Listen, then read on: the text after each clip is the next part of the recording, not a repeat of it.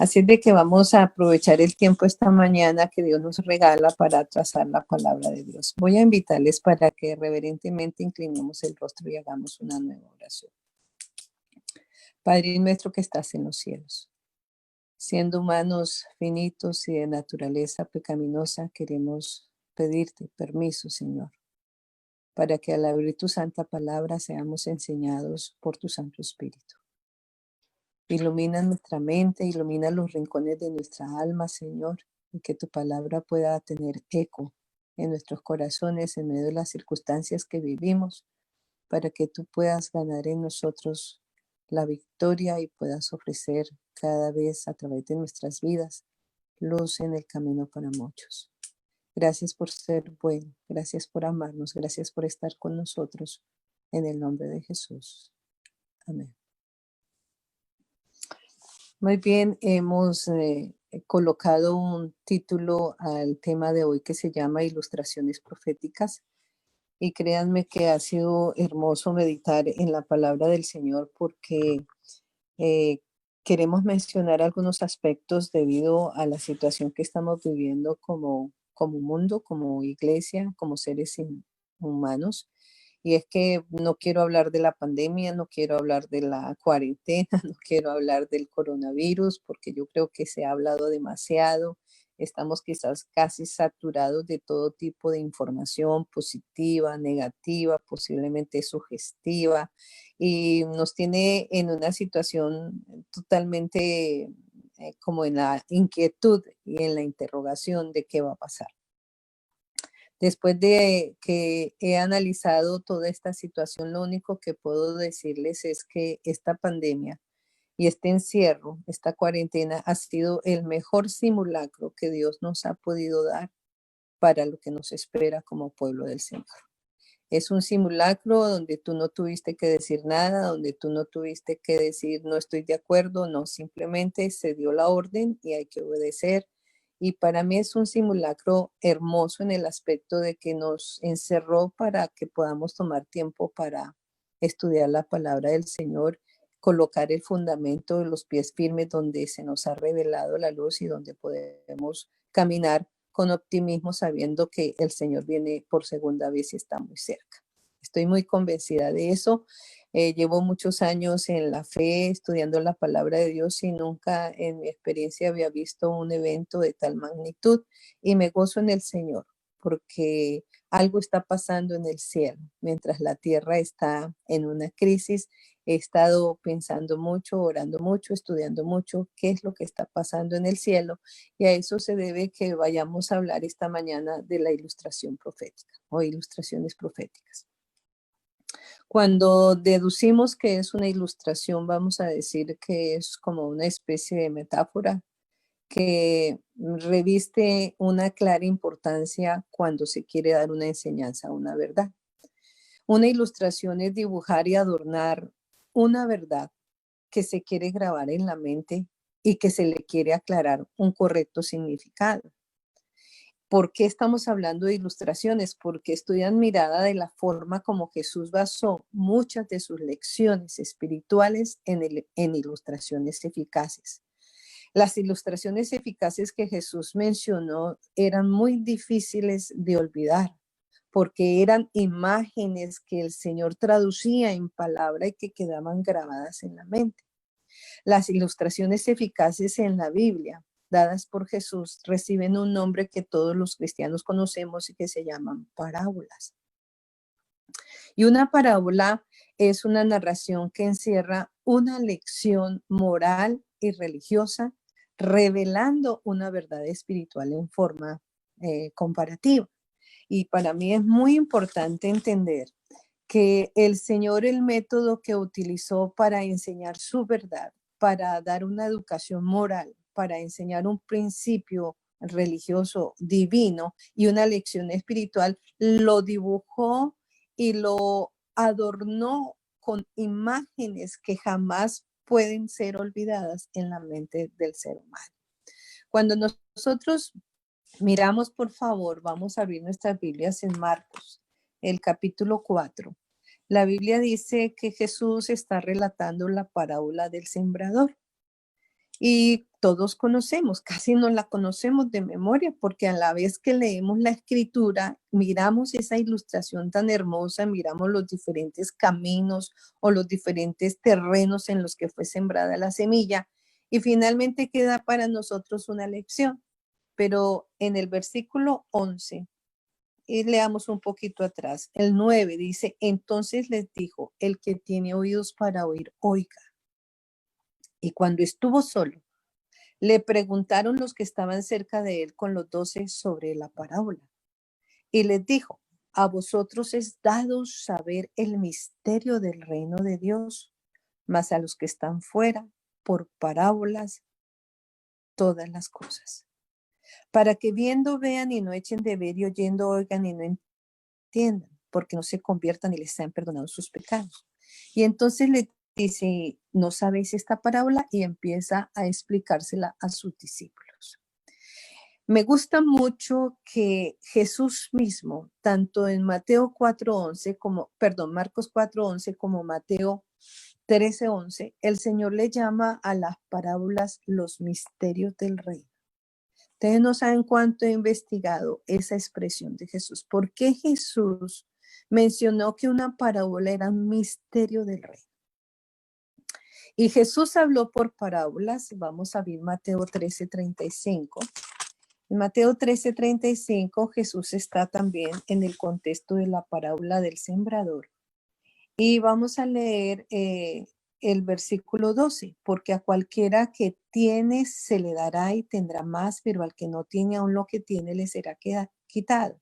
Por eso les hablo por parábolas, porque viendo no ven y oyendo no oyen ni entienden, de manera que se cumple en ellos la profecía de Isaías que dice, de oídos oiréis y no entenderéis, y viendo veréis y no miraréis, porque el corazón de este pueblo está engrosado y sus oídos oyen pesadamente.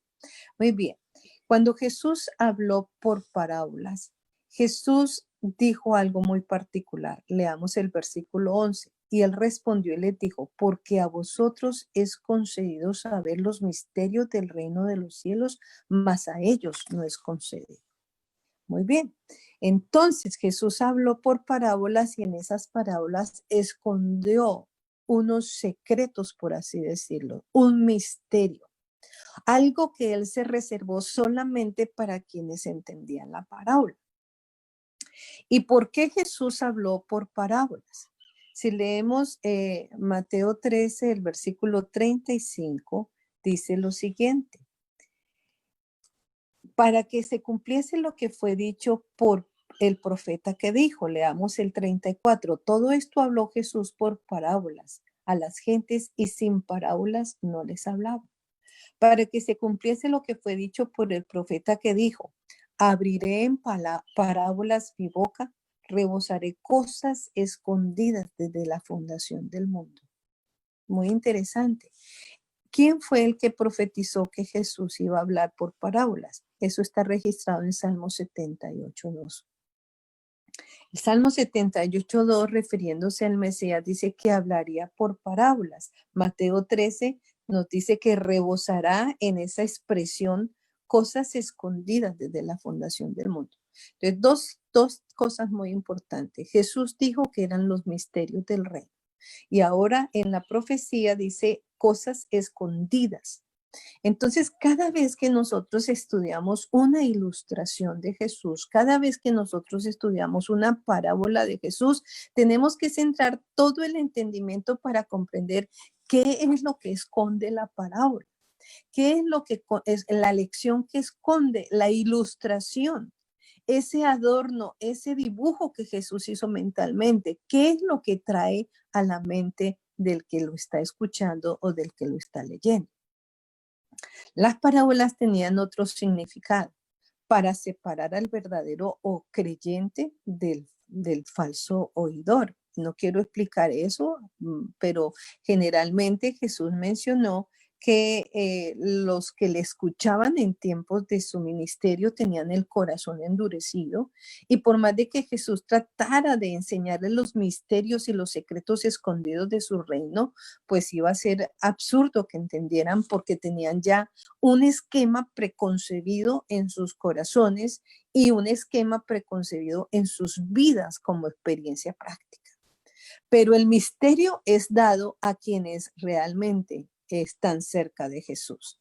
Entonces, me llama también la atención que la Biblia, cuando el Señor Jesús va a mencionar una parábola, menciona muchísimas. Mateo registra 30 parábolas, Marcos registra 11, Lucas menciona 31 parábolas y Juan es el único que no menciona una sola parábola de Jesús. Debido a que se repiten algunas parábolas Mateo, en Marcos, en Lucas, se ha resumido que Jesús ilustró las verdades, ilustró los secretos del reino, ilustró las cosas escondidas alrededor de 48 parábolas. Hay algunas expresiones que se les llaman dichos parabólicos que Jesús también expresó, pero parábolas como tales son alrededor de 47, 48 parábolas. Voy a mencionarles algo muy especial. Para mí ha sido un desafío encontrar que cada parábola tiene un misterio y cada parábola tiene un secreto escondido. Y es muy hermoso que nos sentemos y estudiemos ahora que tenemos tiempo parábola por parábola para encontrar qué es el secreto que encierra dicha parábola.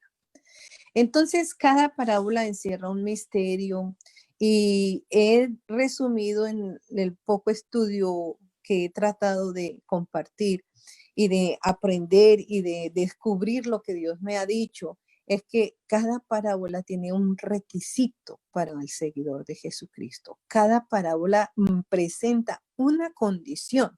Y si estudiamos parábola por parábola, vamos a encontrar que hay lecciones donde tú y yo tenemos que una responsabilidad con esa verdad que se encuentra escondida. Ahora, cada parábola siempre empezó con un enunciado y eso es una tarea que todos podemos hacer al deleitarnos con la palabra del Señor. Porque por regla general el Señor empezaba diciendo, ¿a qué compararé el reino de los cielos? Y cuando él expresaba eso, inmediatamente seguía la ilustración, la parábola. En otras ocasiones expresó, porque el reino de los cielos es semejante, y daba la parábola.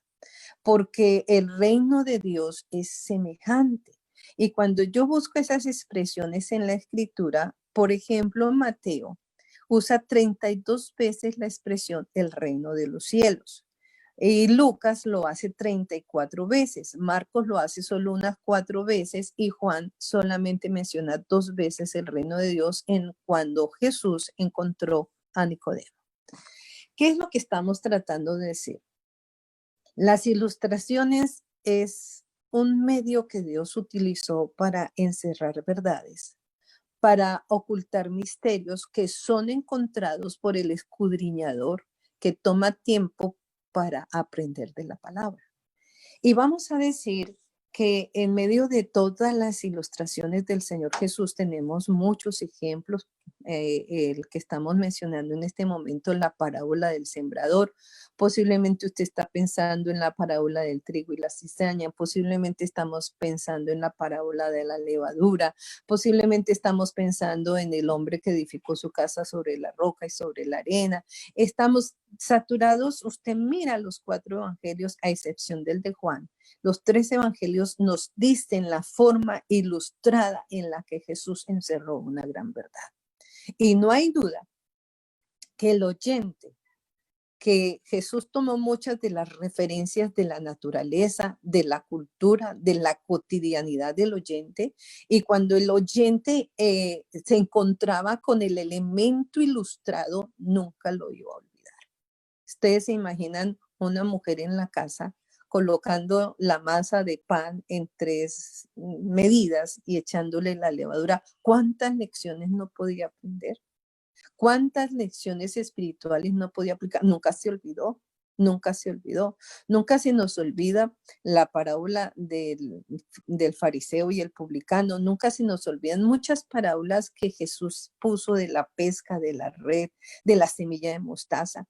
Pero muchas veces las expresamos y las sabemos contar, pero cada parábola tiene un secreto. Y cada parábola tiene un misterio del reino.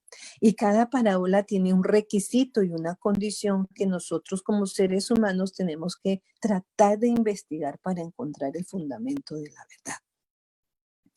¿Por qué estamos hablando de ilustraciones proféticas? Porque me llama poderosamente la atención en este tiempo que hemos estado viviendo esta crisis a nivel del mundo en general. Han salido tantos sermones, se han explicado tantas verdades, se han ilustrado tantos eventos, se está estudiando Daniel, se está estudiando Apocalipsis 13, 14, he visto sermones variados de diferentes temas y gloria a Dios por eso, porque estamos como en la búsqueda de encontrar qué es lo que está pasando, qué evento se aproxima, cómo va a quedar este mundo, cómo la profecía va a tener su cumplimiento. Entonces vamos a abrir nuestras Biblias en San Mateo, el capítulo 24. Y yo sé que hay muchos temas que ya se han estado elaborando en base a Mateo 24 en este proceso de la pandemia que hemos vivido. Yo no voy a hablar de su totalidad, solamente voy a mencionar algo característico. Es muy, muy curioso que lo que Jesús refirió en Mateo 24 está en Marcos 13, 1 al 37 y está en Lucas 21, 5 al 36. Casi exactamente dice el recorrido de lo que menciona Mateo. No se nos debe olvidar que entre los cuatro autores de los evangelios, Mateo y Juan, fueron testigos oculares y oyentes de lo que Jesús expresó. Marcos, a él se le contó el evangelio, y Lucas no era un discípulo de Jesús ni Marcos, así de que es interesante cómo lo que Mateo dice lo repite Marcos y lo repite Lucas casi en la misma exactitud. ¿Y por qué Mateo se diferencia? Ya vamos a ver por qué se diferencia. Jesús dice el versículo 1, y saliendo Jesús íbase del templo y se llegaron sus discípulos para mostrarle los edificios del templo. Y respondiendo, él les dijo, ¿veis todo esto? De cierto os digo que no será dejada aquí piedra sobre piedra que no sea destruida. Y sentándose en el monte de las olivas, se llegaron a él los discípulos aparte diciendo, dinos, ¿cuándo serán estas cosas? ¿Y qué señal habrá de tu venida y del fin del mundo? Tres preguntas diferentes. En el presente de los discípulos, cuando escuchan a Jesús hablar de la destrucción del templo, ellos hacen la primera pregunta, Señor, ¿cuándo serán estas cosas? Pero inmediatamente dicen, ¿cuándo y qué señal habrá de tu venida? ¿Y qué señal habrá del fin del mundo? Y en Mateo 24, lo que hace diferencia de Marcos y Lucas es que el Señor desbosqueja esas tres preguntas en el presente profético de los discípulos, en el presente profético de la iglesia y en el presente profético nuestro actual. ¿Por qué lo estoy diciendo? Porque el presente profético de los discípulos fue la destrucción de su templo. El presente profético de la iglesia, a partir del versículo 15, la abominación desoladora de la que habló el profeta Daniel, se refería a la iglesia a través de las generaciones, específicamente en la Edad Media. Y para nosotros, que vivimos ya en los finales de la historia de este mundo, pues para nosotros también está un presente profético que está en Mateo 25. Ahora, de paso, quiero mencionarles que Mateo 24 y Mateo 25 son un solo enunciado, mientras que Marcos 13, 1 al 37 se refiere a los eventos proféticos y Lucas 21, 5 al 36 lo hace de la misma manera. Ellos terminan el sermón profético de Jesús con las últimas palabras de velad, porque no sabes a qué hora vendrá el Hijo del Hombre. Pero Mateo no lo hace así. Mateo está refiriendo todos los eventos, las guerras, el falso Cristo, la persecución, la abominación espantosa, y finalmente cuando él no termina como terminan los otros dos evangelistas. Vamos a leer el versículo 45 de Mateo 24. Dice, ¿quién pues es el siervo fiel y prudente al cual puso su Señor sobre su familia para que les dé alimento a tiempo? Bienaventurado aquel siervo al cual cuando su señor viniere le hallare haciendo así. De cierto digo que sobre todos sus bienes le pondrá. Y si aquel siervo malo dijere en su corazón, mi señor se tarda en venir, y comenzare a herir a sus consiervos y aun a comer y a beber con los borrachos, vendrá el señor de aquel siervo en el día que no espera y a la hora que no sabe, y le cortará por el medio y pondrá su parte con los hipócritas, y allí será el lloro y el crujir de dientes. Ahí podía terminar perfectamente el sermón profético de Jesús, pero no. Ahora el Señor coloca unas ilustraciones proféticas. Ahora el Señor coloca unas parábolas proféticas que encierran el marco de la profecía y nos indican el presente profético nuestro. Y es muy hermoso que estas tres últimas parábolas, que Jesús las mete en el marco de la profecía, tanto para los judíos como para la Edad Media, nos corresponda a nosotros encontrar el secreto, los misterios del reino profético para nuestros días en estas tres ilustraciones. No las voy a coger de manera detallada, pero sí quiero que podamos entender que Mateo no termina el sermón profético como terminó Lucas y Marcos, sino que entonces el capítulo 25 empieza con un enunciado que hila el capítulo 24 y dice, entonces el reino de los cielos. Y ese entonces que puso Mateo después de la versión profética de Jesús es lo que tiene que ver con nosotros en nuestro presente profético. Y entonces Jesús dijo, entonces el reino de los cielos es semejante a. Y es muy interesante que esta parábola no se repite en la escritura ni en los evangelios. La parábola que sigue a partir del versículo 14, que es la parábola de los talentos, se repite en Lucas, pero en otros contextos, no en el contexto profético. Y finalmente, cuando a partir del versículo 31 se da la tercera ilustración, ninguno de los otros evangelistas lo tiene. Es supremamente importante. Mi corazón vibra para que podamos entender que así como los discípulos encontraron su presente profético en la Edad Media por la abominación desoladora, la iglesia encontró su presente profético. Nosotros encontramos nuestro presente profético en Mateo 24 con Mateo 25. Ahora, todos conocemos y podemos tener sermones maravillosos del anticristo, de los falsos cristos, de los terremotos, de las pestilencias, de las hambres, pero quiero decirles con todo mi corazón y quiero compartir mi sentir. No tiene que ser único, pero sí como una inquietud para estudiar que algo está pasando en el cielo mientras la tierra es llevada a una expectación y a una interrogación de lo que vendrá en el futuro cercano. Entonces la Biblia me dice que las tres ilustraciones proféticas que Jesús usó y que las enmarcó San Mateo de acuerdo a lo que él oyó y vio, es que Jesús no terminó su sermón profético sin hablarnos a nosotros, los cristianos de los últimos días, con esas ilustraciones que tenemos que sacarles el provecho y sacarles el misterio del reino, el secreto escondido, la condición, los requisitos para encontrar la verdad tal cual es y debe ser en Jesús. Ahora voy a decirles con mucho cariño y respeto. Yo he escuchado muchísimos sermones de la parábola de las 10 vírgenes, de la parábola de los talentos y de los que son puestos a la derecha y a la izquierda del Hijo de Dios.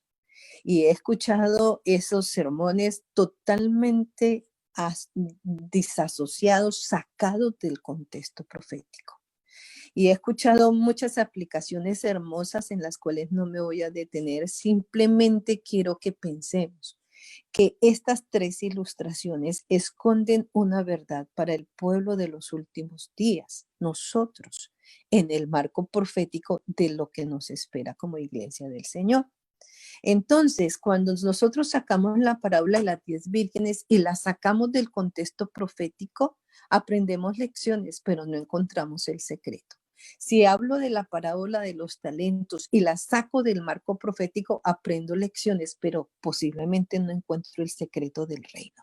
Y si saco la división de los cabritos y las ovejas y la predico en una forma general sin el marco profético, no voy a encontrar el corazón de la ilustración. Y quiero mencionarles que para mí ha sido muy importante entender estos secretos escondidos en estas tres ilustraciones. Y me gusta mucho pensarlo. Yo sé que estoy hablando con una iglesia que estudia con una iglesia que es orientada por el espíritu de profecía. Pero Jesús me mencionó particularmente en el capítulo 24, cuando él está hablando de los eventos y está diciendo 2 mujeres moliendo en un molinillo, la una será tomada y la otra será dejada, versículo 41. Y versículo 42, velad pues porque no sabéis a qué hora ha de venir nuestro Señor. Esto empero sabed que si el padre de familia supiese a cuál vela el ladrón habría de venir, velaría y no dejaría minar su casa. Por tanto, también nosotros estad apercibidos, porque el Hijo del Hombre ha de venir a la hora que no pensáis. Con todo mi corazón quiero decirles, no me asusta el no saber a la hora que el Hijo del Hombre va a venir. Si usted estudia el espíritu de profecía, usted va a encontrar que este versículo no solamente se refiere a la venida de Jesús, sino se refiere al evento profético que nosotros estamos viviendo. No sabemos a qué hora nuestro nombre será pasado en el registro divino, en el juicio investigador. Por lo tanto, el secreto que encierra la parábola es velar y orar. Jesús va a venir. Y Jesús nos va a sorprender al mundo cuando Él venga por segunda vez. Pero la sorpresa que nosotros nos podemos llevar, el objetivo de velar es que no sabemos a qué hora nuestro nombre va a ser pasado en el registro divino. Los adventistas estamos predicando desde 1844 que Jesús pasó del lugar santo al lugar santísimo y se está llevando a cabo el juicio investigador. Y ese juicio investigador empezó con el juicio de los cristianos o de los creyentes muertos desde Adán hasta el último que exista sobre la tierra. Muy pronto, no sabemos cuándo, pronto llegará el juicio de los vivos. Y el juicio de los vivos, si usted encuentra en el espíritu de profecía, la hermana White dice que tomará un tiempo corto. Y yo no sé, ni me atrevo a decir, ni puedo decir que tengo razón en lo que estoy mencionando, pero estoy muy inquieta, porque el juicio de los vivos será el último escenario que Jesús realice antes de salir del santuario celestial.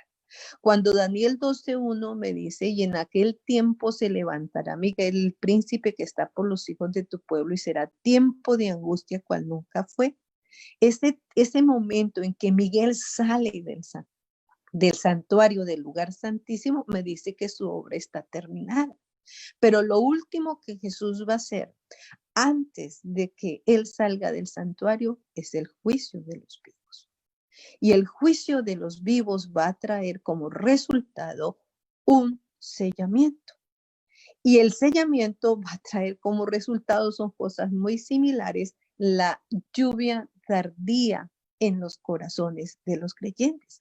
Y entonces permítame decirles, espero que estemos hablando con personas que están estudiando la escritura y conocen los elementos proféticos. Cuando el Señor en Mateo 25 me coloca la primera ilustración, las 10 vírgenes, y me está diciendo que tengo que velar y orar. y me está diciendo que tengo que estar apercibido para la venida del Hijo del Hombre, me encuentro con la parábola de las 10 vírgenes y encuentro el secreto para permanecer. Y ese secreto para permanecer me habla de una preparación que las vírgenes, no quiero hablar del número, quiero hablar de la característica. Todas tienen aceite, todas tienen lámparas, todas tienen conocimiento, todas están vestidas, todas son vírgenes, todas absolutamente están esperando al esposo. Eso es el elemento fundamental de nosotros, nuestra verdad presente para hoy. Todos estamos esperando al Mesías. Ese es el elemento fundamental que nos tiene en pie en la tierra. Pero resulta que hay una gran diferencia en esa preparación. Y es que no todas han almacenado aceite. Y para mí, el evento profético de nuestro tiempo de hoy es que debemos tomar tiempo sagrado para almacenar aceite. Quizás hemos tenido aceite en nuestras lámparas, leemos la Biblia, hacemos culto, vamos a la iglesia, pagamos diezmo, guardamos el sábado, pero el almacenamiento de aceite para la tardanza del esposo, porque todas se duermen y todas cabecean y se duermen. Y finalmente es en el momento de la crisis cuando las lámparas empiezan a apagarse y es la reserva del aceite la que hace que las vírgenes se transformen en vírgenes sabias o en vírgenes fatuas. La gran pregunta de nosotros hoy día debería ser, ¿estamos almacenando aceite? Cuando el símbolo del aceite es el Espíritu Santo, créanme con todo mi corazón que lo que más necesitamos como pueblo de Dios y como iglesia del Señor es el derramamiento del Espíritu Santo. Y así como Jesús subió a los cielos y le dijo a los discípulos, estad quietos en Jerusalén hasta que recibáis la promesa. Y en Hechos 1:8, y les dio, y recibiréis poder, y recibiréis el Espíritu Santo, y tendréis poder para testificar. La iglesia necesita ese chaparrón de la lluvia tardía. La iglesia necesita que podamos ser bañados con la luz de la palabra, la luz no solamente de la teoría, sino que ungidos con el poder del Espíritu Santo podamos ser luz en el camino de los que andan en oscuridad. Y recibiremos poder, pero el problema no es recibir el poder. El problema es que el almacén de aceite tenemos que hacerlo cotidianamente, momento a momento. Y cuando nosotros miramos el plan de la salvación, nosotros miramos que la única forma en que yo almaceno aceite es en una vida de comunión, en una vida de entrega, en una vida de servicio, sobre todo en una vida de contemplación y de estudio de la palabra del Señor. Yo no sé, pero a veces he encontrado que muchos de los cristianos modernos no estudian la palabra del Señor. Y la única manera de almacenar aceite es lo que me ejemplificó a mí el lugar santo del santuario terrenal. Había pan, había luz, había incienso, pero ese candelabro, esa luz brillaba porque diariamente, mañana y tarde, se le colocaba aceite para que pudiera estar prendido. Y para mí el corazón de la profecía no son los eventos.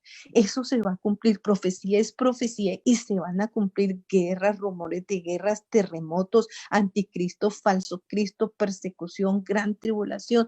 Eso nos espera. Pero no, si no estamos preparados con el Espíritu Santo, oiga, vamos a sucumbir a semejante angustia, a semejante prueba y a semejante tribulación. Entonces, por eso el Señor me fascina, que colocó un misterio del reino. Quienes quieran vivir la gran tribulación han blanqueado sus ropas en la sangre del Cordero y están sin mancha. El Espíritu Santo gime por nosotros. Y yo no sé, pero yo siento una necesidad muy urgente del Espíritu Santo. Es más, a veces no sabemos discernir, como que no nos fluye hacer esto o no hacer aquello. Si tuviésemos realmente el Espíritu Santo bañando el interior de nuestra mente, escucharíamos la voz clara del Señor diciéndonos, id por aquí, id por allí. El esposo se tarda, pero el aceite en reserva nos salva. El esposo se tarda, pero el aceite en reserva nos prepara para esa tardanza. Y es importante que en medio de la crisis que vive este mundo y lo que nos espera, la nueva tecnología 5G, los engaños, la marca de la bestia, la crisis económica, todo eso va a ser sobrellevado si tú y yo tenemos un almacén de aceite. Y ese almacén de aceite, tristemente en la actualidad, vamos a encontrar que cuando las vírgenes sensatas le dijeron a las necias, vayan y compren, ellas fueron y compraron y volvieron con reserva de aceite. ¿Cómo se compra el Espíritu Santo, Dios mío? ¿Cómo se compra el aceite? Pero esa compra de ese aceite fue nulo porque cuando llegaron a la casa del esposo, el esposo les dijo, no los conozco, no sé quiénes son ustedes. Entonces la Biblia me hace ver de que la necesidad urgente es tener, recibir y ser bañada con el Espíritu Santo. Pero ojo con lo que voy a decir. Quiere decir que cuando el Espíritu Santo descienda sobre la tierra, algo raro estará pasando en el cielo. El Espíritu Santo no va a descender como lluvia tardía sobre un individuo o sobre un grupo de individuos que no han sido ya juzgados. Entonces, es importante entender que el juicio está desbosquejado en la segunda parábola. La parábola que empieza en el versículo 14. El reino de los cielos es semejante a un hombre que se partió lejos y llamó a sus siervos y les entregó sus bienes. Y a uno le dio 5 talentos y a otro le dio 3 talentos y al uno le dio 1 talento. Por favor, yo no quiero que pensemos en talentos, en dones, en capacidades. No, la parábola de los talentos dentro del marco profético me está hablando de juicio. Tengo que ir a entregar cuentas. El Señor me llama para pedir cuentas. El Señor quiere que yo le muestre y le evidencie las cuentas que tengo que darle de mi estadía, de mi experiencia, de mi fe, de mi conocimiento, de lo que he hecho con la palabra del Señor y con su luz. Cuando el Señor me dice que las 10 vírgenes me preparan y me dan la preparación para recibir la lluvia tardía, entre tanto que a la vez recibo la lluvia tardía, se lleva a cabo un proceso de juicio. No miremos la parábola de los talentos como la hemos enseñado por muchas veces. Ahora miremosla en el marco profético. La parábola de los talentos nos dice el evento en el que el ser humano tendrá que dar cuentas. Afortunadamente, los que han servido al Señor en la persona de Jesucristo, los que han servido al Señor llenos con una vasija almacenado en aceite, pues recibirán del Señor. El versículo 21 dice, bien buen siervo fiel, sobre poco has sido fiel, sobre mucho te pondré. Entra en el gozo de tu Señor. Y el que conoció, pero no sirvió, y al entregar y no se bañó con la imagen y con el servicio y con el ejemplo y con la vida de Jesús, pues era un siervo negligente. Inmediatamente el Señor me habla de su lluvia tardía, del almacenamiento de aceite, me habla de que debo entregar cuentas. Y finalmente a partir del versículo 31, la otra ilustración y dice, y cuando el Hijo del Hombre venga en su gloria y todos los santos ángeles con él, entonces se sentará sobre el trono de su gloria. Y el trono de su gloria indica un reino de gloria. Y un reino de gloria nos indica que Jesús ya fue investido con la autoridad de rey. Y entonces dice, y serán reunidas delante de él todas las gentes, y apartará los unos de los otros como aparta el pastor las ovejas de los cabritos. Y usted conoce el relato, yo no se lo voy a leer todo, pero me gusta mucho que los que son redimidos recibirán de Dios la bendición en el versículo 34 que dice, venid benditos de mi Padre, heredad el reino preparado para vosotros desde la fundación del mundo. Y Jesús expresa algo que me llama la atención. Dice, porque tuve hambre y me diste de comer, tuve sed y me diste de beber, estuve desnudo y me vestisteis, fui huésped y me recogisteis, estuve en la cárcel y vinisteis a mí. Y entonces los justos le responderán diciendo, Señor, ¿cuándo fue eso? Señor, ni siquiera me di cuenta de que te estaba dando alimento a ti, vistiéndote a ti, dándote de beber, visitándote a ti. Y Jesús le contestará. Y dice el versículo 40, entonces el rey le dirá, de cierto digo que cuando lo hicisteis a uno de estos mis hermanos pequeñitos, a mí lo hicisteis. Y lo mismo le sucede a los que están perdidos, porque no me dieron y ellos preguntan lo mismo, Señor, ¿y cuándo? ¿Cuándo teníamos que hacerlo? Aquí viene un secreto y un misterio muy especial. Si el Espíritu Santo de la parábola de las 10 vírgenes representa la lluvia tardía y el entregar las cuentas de los talentos de mi capacidad representa el juicio investigador de los vivos, entonces el resultado será el sellamiento total. Y ojo con lo que estoy diciendo, estoy hablando palabras que tienen que ver con los eventos proféticos. El sellamiento, el sello del Dios vivo será puesto sobre las personas que nunca se darán cuenta que están selladas, porque siempre vivirán necesitadas de la unción del Salvador. Nadie puede decir yo estoy sellado. Nadie puede decir, no, yo ya alcancé y yo ya estoy listo. No, el sellamiento es una obra tan misteriosa en las manos de Dios que el que recibe el sello no se dará cuenta que lo tiene. Por eso él pregunta, Señor, ¿y cuándo fue que yo hice esto? ¿Y cuándo te di de comer? ¿Y cuándo te di de beber? ¿Y cuándo te vestí? ¿Y cuándo te visité en la cárcel? ¿Y cuándo te fui a visitar cuando estabas enfermo? La falta de conciencia de ser sellado es la evidencia de la necesidad, de la humildad y de la entrega que tenemos que hacer todos los días a nuestro Salvador, recibiendo de Él lo que nos corresponde para vivir el día con su afán. Quiero decirles con todo mi corazón que el presente profético nuestro de hoy radica en eso. Los eventos vienen, los eventos están profetizados y la profecía se cumple. Tendremos que estar apercibidos porque el mundo será engañado. Los adventistas somos expertos en hablar en eventos y tenemos muchas evidencias y tenemos casi un cronograma profético. Nos gusta hablar de los eventos y no estoy diciendo que sea malo, pero nuestra verdad presente es preparación. Es la preparación. Qué terrible es que sepa hablar de los eventos proféticos, que pueda explicar la marca de la bestia, que pueda explicar Daniel Apocalipsis y en mí haya escasez de aceite. Y en mí yo no tenga suficiente capacidad a través de Jesucristo para poder pasar el evento del juicio de los vivos y muchas veces ni siquiera soy consciente de que el anhelo más grande de un cristiano es recibir el sello del Dios vivo. Estas tres ilustraciones para mí son proféticas. Esconden un misterio, esconden un secreto, esconden un requisito. Yo me miro frente a estas tres experiencias e ilustraciones proféticas y es urgente recibir almacenamiento del Espíritu.